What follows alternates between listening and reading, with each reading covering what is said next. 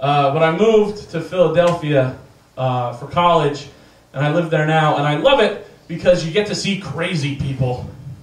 And I recently saw a crazy guy riding a bike and singing a song.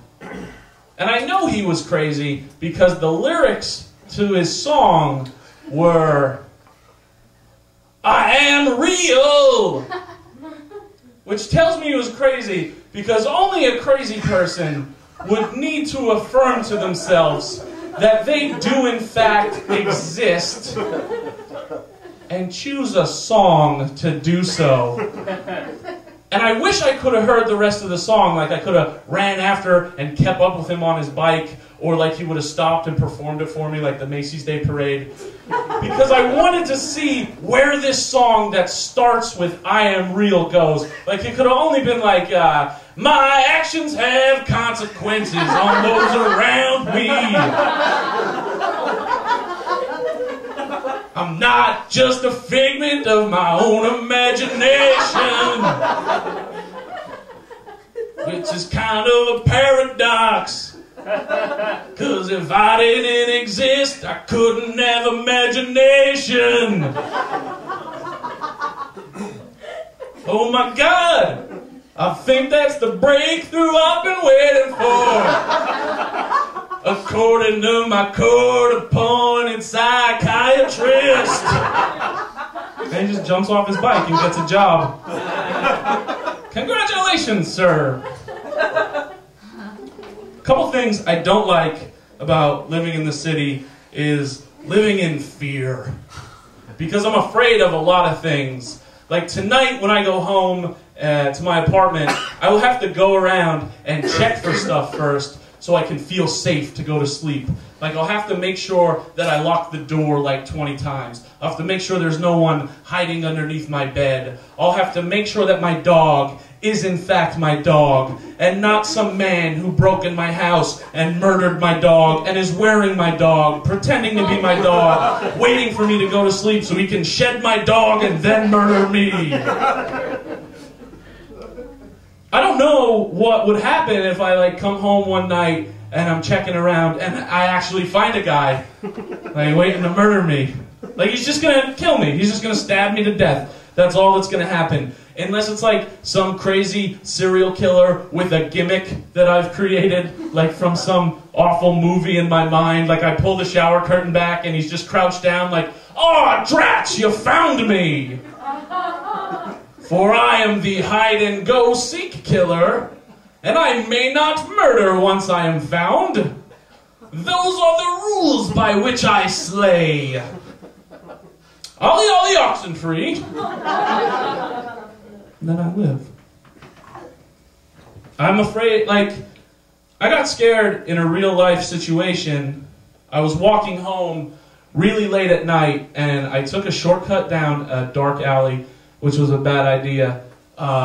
Because in this, I was walking down this alley, and a van came up behind me. And it was a plain white van, tinted windows, no mark. It was a rape van, pretty much.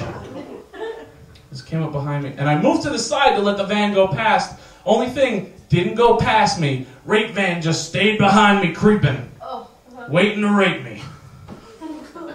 So I thought about this for like a half a second before I just took off running and screaming for help. And in case you're wondering, I did not scream for help like a man would scream for help. Because who's going to come help some man? Like, how many of you would come to the rescue of, "Help me! Help me, I'm a man! Me and my testicles need your assistance! That's why I walk like this, because I got testicles there." I told that story to a friend of mine, and she told me my mistake was that I yelled help, because apparently ladies in the crowd can back me up. You're taught if you're ever in danger, you're not supposed to yell help, you're supposed to yell fire, because as human beings, we're so shitty that we have to trick each other into thinking that they're in danger in order to get any kinds of assistance at all. Like if I hear someone yell help, I'm just going to sit there on my couch shoving potato chips in my face. Then I hear someone yell fire, and I'm like, oh, you meant that I'm in danger too. Honey, get the PlayStation, I'll get the DVDs. The kids can walk themselves, they got legs. Everybody out, no empty hands. Electronic equipment, that stuff's expensive. I'm afraid of being kidnapped. And in case you're not very perceptive, I'm not exactly the most abductable of persons. Like, I don't even know how the guy would do it. Like, what if his MO was chloroform, and now he doesn't know how much to use, and he's just misjudging it, and it's this King Kong situation where he's throwing it at me in bottles full, and I'm just like, it's just making him angry! And I'm just like getting tired and sleepy and falling into stuff, breaking cars, like, oh God! Just take me already, Jesus! And like 3 hours later, I wake up chained to a stage at some circus. There's like an old-timey ringmaster there who's like, ladies and gentlemen, it's been said this mythical beast does not exist, but we have him here for you tonight. Prepare yourselves for an eye show as we present the handsomest man you ever did.